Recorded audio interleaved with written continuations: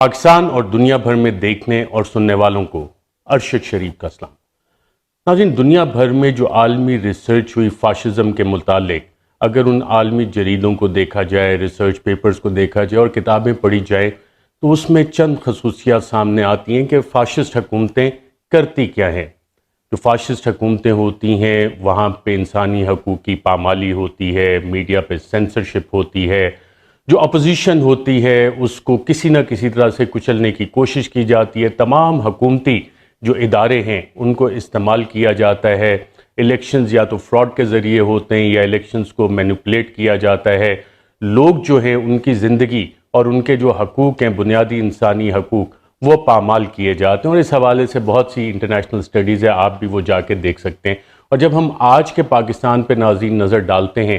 تو نظر یہ آتا ہے کہ شہباز شریف اور بلاول بھٹو کی جو مخلوط حکومت ہے اس میں وہ تمام خوبیاں فاشزم کی موجود ہیں جو انٹرنیشنلی کریکٹرسٹکس بتائی جاتی ہیں کہ فاشسٹ حکومتیں کرتی کیا ہیں۔ اس میں ایک اور کام ہوتا ہے کہ جو سیاسی مخالفین ہیں انہیں راستے سے ہٹانے کی کوششیں بھی کی جاتی ہیں۔ آج ہی کی مثال لے لیں، آج سابق وزیر اعظم عمران خان دہشت گردی کے مقدمے میں عدالت میں پیش ہوئے اور 20 ستمبر تک ان کی ضمانت میں توسیع کر دی گئی۔ جو حکومتی پروسیکیوشن تھی وہ آج بھی ایک دفعہ تیار نہیں تھی، کیونکہ جب مقدمے اس طرح سے بنائے جائیں جو کہ جعلی ہوں، جھوٹ پہ مبنی ہوں،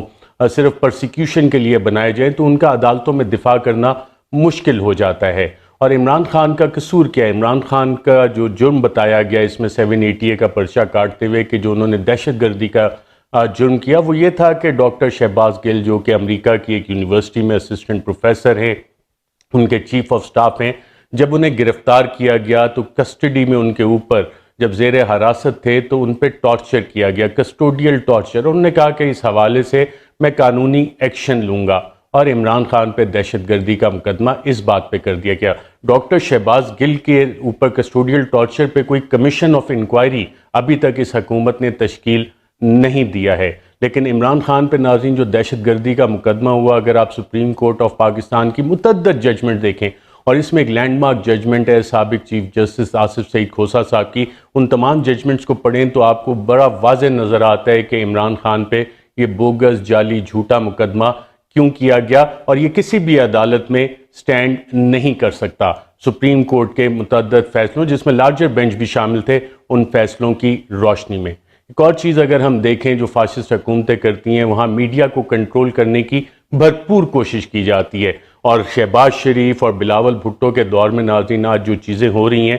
وہ پاکستان میں بدترین مارشل لاء کے ادوار میں بھی ہم نے وہ ظلم و زیادتی اور میڈیا سینسرشپ نہیں دیکھی۔ جنرل ایوب کے دور میں جو پریس ایڈوائزری آتی تھی، پریس اینڈ پبلیکیشن آرڈیننس آیا، اخبارات بند کیے گئے، وہ سلسلہ بھی آج ہم دیکھ رہے ہیں کہ ٹی وی چینلز کو افیئر کر دیا جاتا ہے، ہدایات آتی ہیں اور پیمرا کا استعمال کیا جاتا ہے، یہاں تک کہ سندھ ہائی کورٹ میں پیمرا نے جا کے کہا کہ جی اے آر وائی جو بند ہوا ہے وہ ہم نے بند نہیں کیا۔ تو سوال ہے کہ جی وہ کون تھا جس نے پھر یہ بند کیا تھا؟ وہ نام ابھی تک سامنے نہیں آ رہا۔ لیکن اسی چیز کو جب ہم دیکھتے ہیں میڈیا سینسرشپ کے حوالے سے، جنرل ضیاء الحق کے دور میں جو کچھ ہوا، وہاں سر عام صحافیوں کو، جس میں ناصر زیدی صاحب بھی شامل تھے، سینئر صحافی ہیں، ان کو سر عام پبلک کے سامنے کوڑے مارے گئے۔ آج شہباز شریف اور بلاول بھٹو کی مخلوط حکومت کے دور میں پبلکلی تو چیخیں صحافیوں پہ ظلم نہیں ہو رہا، جو چیخیں پبلکلی سنی جاتی تھیں وہ ان عقوبت خانوں سے وہ چیخیں آتی ہیں جب ٹارچر کیا جاتا ہے، اور یہ آج کے دور میں ہو رہا ہے۔ اس بلاول بھٹو کی سندھ حکومت میں بھی یہ کام ہوا جو کہ ہیومن رائٹس کمیٹی میں ماضی میں تو بڑی صحافیوں کے خلاف ایکشن لیتے تھے، لیکن آج بالکل خاموش ہیں۔ اس ظلم اور زیادتی میں شاید شریک جرم ہوں گے اور انہیں سب چیزوں کا پتہ ہے کہ یہ کیا ہو رہا ہے۔ سندھ صوبے میں بہت سی جعلی ایف آئی آر صحافیوں کے خلاف کاٹی گئیں، سندھ حکومت ہوتے ہوئے، مراد علی شاہ کی حکومت ہوتے ہوئے۔ اور اس میں ناظرین اگر ہم یہ ظلم کی داستانیں گننا شروع کریں تو ہمیں پتہ لگتا ہے کہ نوجوان صحافی جمیل فاروقی، ان کو جس طرح سے گرفتار کیا گیا اور انہیں تشدد کا نشانہ بنایا گیا، انہیں برہنہ کر کے تشدد کا نشانہ بنایا گیا، ان کے جسم پہ یہ نشانات موجود تھے جب وہ باہر آئے اور اسلام آباد انہیں ٹرانسپورٹ کیا جا رہا تھا۔ جمیل فاروقی ان نوجوان صحافیوں میں سے ناظرین ایک عام پاکستانی ہے جو عام پاکستانیوں کی طرح اس نے محنت کر کے اپنا نام بنایا، کوئی اس کے لیے سفارش نہیں تھی، کوئی اس نے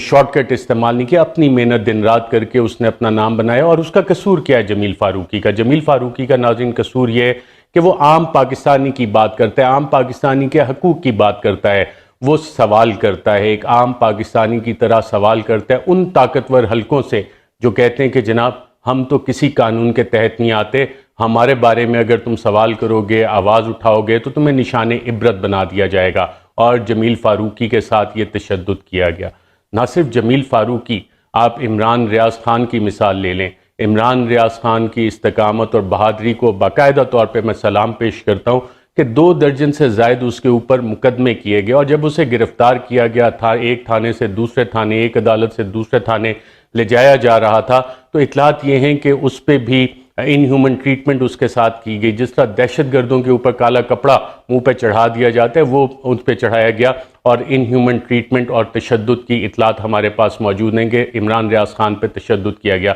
لیکن سلام ہے عمران ریاض خان کو کہ جب اس کو موقع ملا اس نے ہمیشہ پاکستان زندہ باد کا نعرہ لگایا. عماد یوسف جو ARY نیوز کے ہیڈ آف نیوز اور کرنٹ افیئرز ہیں، ان کے گھر جس طرح رات کو ریڈ کی گئی، اس طرح دہشت گردوں کو ریڈ کر کے اٹھایا جاتا ہے. اس کے معصوم بچے آج بھی اس ریڈ کی وجہ سے جو پرائیویسی آف ہوم انویڈ کی گئی سندھ میں، سندھ حکومت جہاں پاکستان پیپلز پارٹی کی حکومت ہے، بلاول بھٹو زرداری کی پیپلز پارٹی کی حکومت ہے، وہاں سے عماد یوسف کو رات کو اٹھایا گیا، مڈ نائٹ ریڈ کر کے اٹھایا گیا فیملی کے سامنے. اور جس طرح سے دیواریں پھلانگ کے وہاں پہ انٹر ہوئے تھے، وہ کارروائی کس طرح کی تھی؟ خوف و ہراس پھیلانے کے لیے، تاکہ باقیوں کے لیے بھی یہ مثال بنے. اور پھر عماد یوسف کے ساتھ بھی کسٹڈی میں ان ہیومن ٹریٹمنٹ کی گئی کہ تاکہ آئندہ جو شخص محنت کرتا ہے، صبح سے شام تک اپنے کام سے کام تعلق رکھتا ہے، صحافت کرتا ہے، اس کے ساتھ بھی ان ہیومن ٹریٹمنٹ کی گئی. ایاز امیر صاحب پاکستان کی صحافت کا انتہائی معتبر نام، سینئر صحافی، دہائیاں انہوں نے دیکھی اور ہر کسی کو انہوں نے سوال کیا. جب ایک رجیم چینج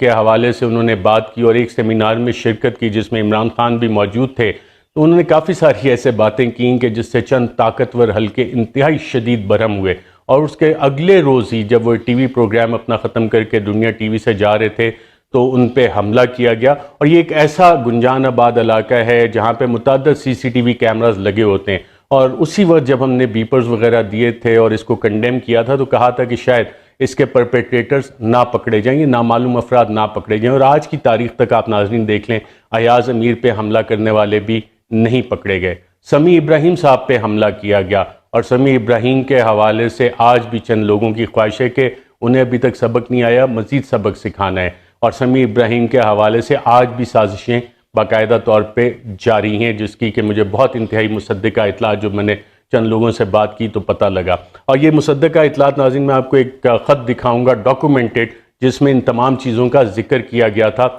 وہ تھوڑی دیر میں آپ کو بتاتا ہوں. لیکن دیگر صحافیوں کی میں تھوڑا ذکر کرنا چاہوں گا. صابر شاکر کو ملک چھوڑنا پڑا، سنگین دھمکیاں انہیں دی. مجھے بھی سنگین دھمکیاں آئیں اور یہ ڈاکومنٹڈ ہے، سرکاری دستاویزات میں بھی ڈاکومنٹڈ ہے کہ اس حوالے سے جو دھمکیاں دی گئیں، جان سے مارنے کی دھمکیاں دی گئیں، اس حد تک یہ لوگ کاروائیاں کر رہے ہیں. اور قصور کیا ہے؟ صرف بولتے ہیں، سوال کرتے ہیں. خاور گھمن جو ARY کے بیورو چیف ہیں اسلام آباد کے، ان کے اوپر بھی مقدمہ کر دیا گیا.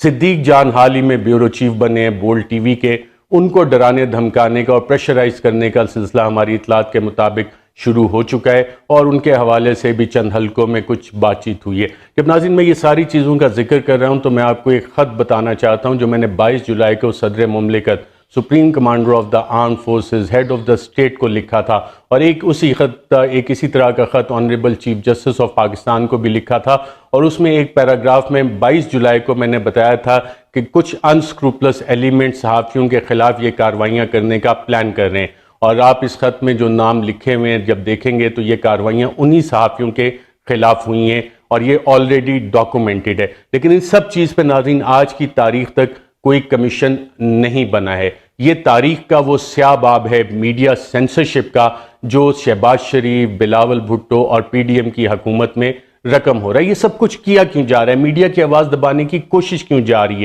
کی جا رہی ہے؟ چینل مالکان کو دھمکیاں دی جاتی ہیں. ان کے اوپر بھی چند میں سلمان اقبال پہ بھی مقدمے میں شامل کیا گیا ان کا نام. ان کو دیگر دھمکیاں بھی دی گئیں کہ تمہارا فلانا بزنس ہے، وہ ختم ہو جائے گا، اس حوالے سے تمہیں ہم سبق سکھائیں گے. دیگر چینل کے مالکان کو کہا تمہارا فلانا بزنس ایک اور ہے، اس حوالے سے تمہیں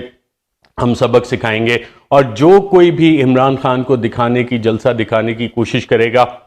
اسے نشان عبرت بنا دیا جائے گا. فلاں صحافی کو آف ایئر کر دو، فلاں صحافی کو نوکری سے نکالو، پھر تم سے بات چیت ہوگی. یہ ساری چیزیں بیک گراؤنڈ میں چل رہی ہیں میڈیا کی سینسرشپ کے حوالے سے اس وقت جو حالات ہیں. لیکن یہ سب کچھ کیا کیوں جا رہا ہے؟ یہ سب کچھ کیا اس لیے جا رہا ہے کہ عمران خان، جس کے ساتھ اس وقت پاکستان کی عوام کھڑی ہے، وہ پاکستان کی قوم جو انتہائی ریزیلینٹ ہے، خوددار قوم ہے، محنت کرتی ہے، ایماندار قوم ہے، وہ عمران خان کے ساتھ کھڑی ہے. اور لوگوں کا خیال ہے جو یہ پی ڈی ایم کی حکومت ہے، اس کے اتحادی ہیں اور اس کے ہینڈلرز ہیں اور سہولت کار ہیں، کہ عمران خان کی پاپولیرٹی شاید میڈیا کی وجہ سے ہے. میڈیا کی وجہ سے نہیں، آپ نے میڈیا پہ سینسرشپ لگا کے بھی دیکھ لیا، پاکستان کے عوام عمران خان کے ساتھ کھڑے ہیں. اور آپ دیکھیں کہ کتنی نیچ اور گری ہوئی حرکت انہوں نے کی کہ جب عمران خان امریکہ میں، پاکستان میں جو فلڈ سے، سیلاب سے تباہ کاریاں ہوئیں، اس سے پاکستانیوں کے لیے امداد اکٹھی کر رہے تھے تو چینلز کو آف ایئر کیا گیا. عارف حمید بھٹی جو آلریڈی کھٹکتے ہیں بہت سارے حکمرانوں کو اور کافی سارے لوگوں کو، بڑی بے باک بات کرتے ہیں، پہلے انہیں آف ایئر کیا گیا، پھر ان کے چینل کو یہ دھمکیاں دی گئیں کہ اگر تم نے عمران خان کو دکھایا تو تمہارا چینل بند کر دیا جائے گا، اور کئی جگہ پہ جی این این کو بند بھی کیا گیا. عارف حمید بھٹی صاحب بھی ان سب چیزوں سے دل برداشتہ ہو کے ملک اس وقت چھوڑ چکے ہیں اور ایک دوسرے ملک میں اس وقت جا کے بیٹھے ہیں، کیونکہ پاکستان میں جو حالات ہیں اب جان سے مارنے کی دھمکیاں دی جا رہی ہیں. عارف حمید بھٹی پہ بھی 2 اٹیمپٹس ہوئے تھے، جس کے بعد عارف حمید بھٹی نے ملک چھوڑنے کا فیصلہ کیا. ٹیلی تھون عمران خان نے پہلی کی اور دوسری کی، اور اس میں اوورسیز پاکستانیوں نے جو عمران خان پہ اعتماد کرتے ہیں، پاکستانیوں نے جو عمران خان پہ اعتماد کرتے ہیں، دونوں ٹیلی تھون میں تقریباً 10 ارب سے زائد کے اماؤنٹ پلیج کیے ہیں پاکستانیوں کی مدد کرنے کے لیے. لیکن یہ حکومت، اس کے اتحادی اور اس کے سہولت کار اور ہینڈلرز، انہوں نے بھی اپیلیں کی تھیں، اور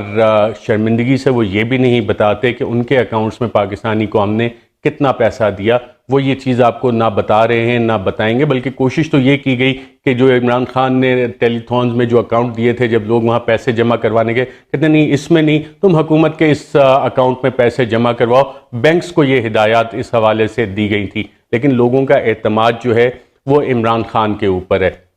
اس وقت ناظرین حکومت کے حالات جو ہیں، اس حکومت کے، اس کے ہینڈلرز کے اور سہولت کاروں کے، وہ باقاعدہ رونے والے حالات ان کے ہوئے ہیں. اور اس کی وجوہات ہیں اور اس کا اظہار بلکہ ہم نے دیکھا بھی کہ ڈاکٹر مفتاح اسماعیل ایک پریس کانفرنس میں ہچکیاں لیتے ہوئے روتے نظر آئے. وہ تو پبلکلی چلے رو پڑے، لیکن جو اس کی حکومت کے ہینڈلرز ہیں، سہولت کار ہیں، اور یہ حکومت کے خود چند بند کمروں میں بیٹھ کے اپنا سر پیٹ رہے ہوتے ہیں کہ یہ ہوا کیا ہے. ہم عمران خان کے خلاف جو بھی قدم اٹھاتے ہیں، قوم اس کے ساتھ کھڑی ہو کے اس ساری کو ریورس کر دیتی ہے اس قدم کو. ڈاکٹر مفتاح اسماعیل کے رونے کی ناظرین وجہ یہ نہیں ہے کہ انہیں پاکستانی قوم کا کوئی اتنا زیادہ دکھ تھا. اس کی اصل وجہ یہ ہے کہ ڈاکٹر مفتاح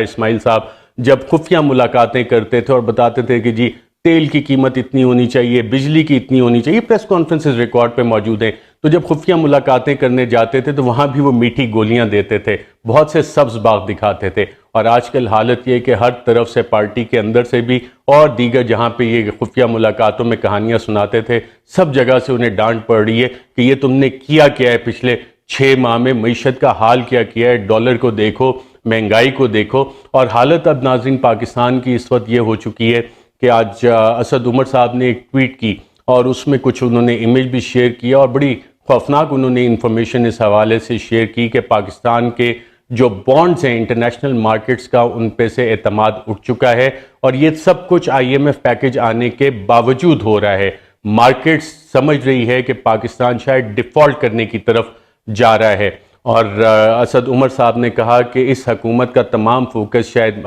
سوائے معیشت کی بہتری کے، وہ تمام کا تمام اپنے سیاسی مخالفین کو اور آزاد صحافیوں کو کچلنے کے لیے انہوں نے تمام اپنی انرجیز فوکس کی ہوئی ہیں. آئی ایم ایف آلریڈی یہ اسیسمنٹ دے چکا ہے کہ پاکستان کی معیشت بڑی تیزی سے سری لنکا کی صورتحال جیسے ہوئی تھی اور پھر سری لنکا نے ڈیفالٹ کیا، وہاں ہنگامے ہوئے، اس طرف کو جا رہے ہیں. عمران خان اپنے سمیع ابراہیم کے ساتھ انٹرویو میں بتا چکے ہیں کہ سری لنکا پلس والے حالات پاکستان میں بننے جا رہے ہیں. اس کا ناظرین تمام چیزوں کا حل کیا ہے؟ حل ایک بڑا واضح ہے کہ پاکستان میں جلد سے جلد ایک کیئر ٹیکر گورنمنٹ بنائی جائے اور آئین کے مطابق 90 دن میں انتخابات کرائے جائے تاکہ ایک طویل مدتی حکومت آئے جس پہ عوام کا اعتماد ہو، اور عوام کے مینڈیٹ سے جو حکومت آئی وہ صرف پاکستان کو بحرانوں سے نکال سکتی ہے۔